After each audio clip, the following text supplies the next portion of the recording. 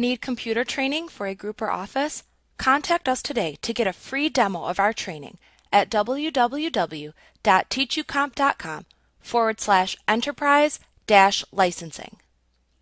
The Art History Brush tool will allow you to paint using a highly stylized stroke.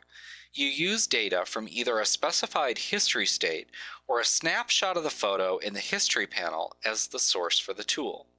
You can then use the Options bar to change various settings of the Art History Brush tool to change the size, texture, blending, and other options.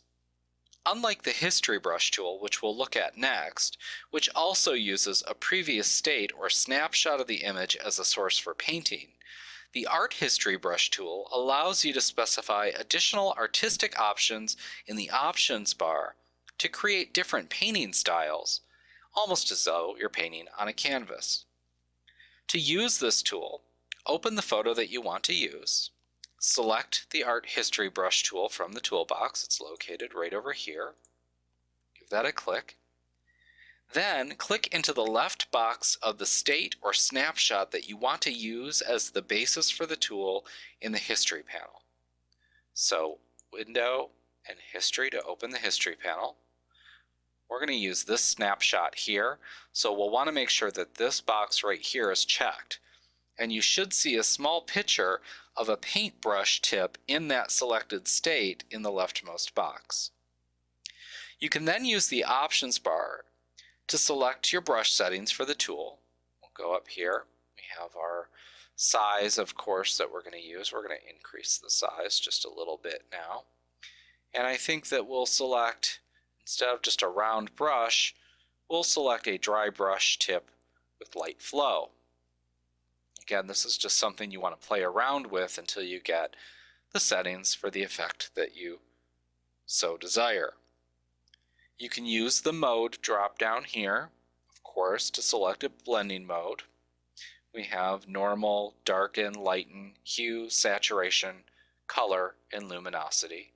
And we'll keep it at normal for now. Then we have the opacity slider, which allows you to set the opacity of the tool. And then we have the style drop down to select a painting style for the tool. So we have several: tight short, tight medium, tight long, loose medium, loose long. We'll select dab for now, and then we'll look at what some of the other options are as well. The area text box located right here allows you to set in pixels the size of the area to paint with the selected tool. I think we'll drop that down to 50. We can always increase it later if we want. You can then use the tolerance slider to limit the regions to which the painted strokes will be applied. A higher tolerance setting allows you to paint unlimited strokes anywhere in the image. A lower tolerance setting will limit the strokes to areas that are considerably different from the selected source state or snapshot selected in the History panel.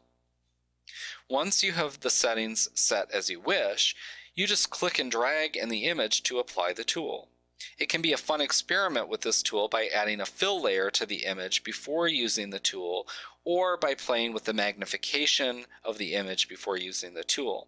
But feel free to experiment with this tool to create various painting styles that you can use in Photoshop. We'll go ahead and just click and drag in here. And we'll see what that effect does. So it really kind of makes it look as though it's a painting on a canvas. You can go back up and select a different style if you like tight long, and you can see what that does in your image. Or loose curl, for example, just gives you a slightly different brush stroke. So you can really play around with this tool and have some fun to really make it look as though you're painting on a canvas. Like what you see? Get a free demo of our training for groups of 5 or more at www.teachucomp.com/enterprise-licensing.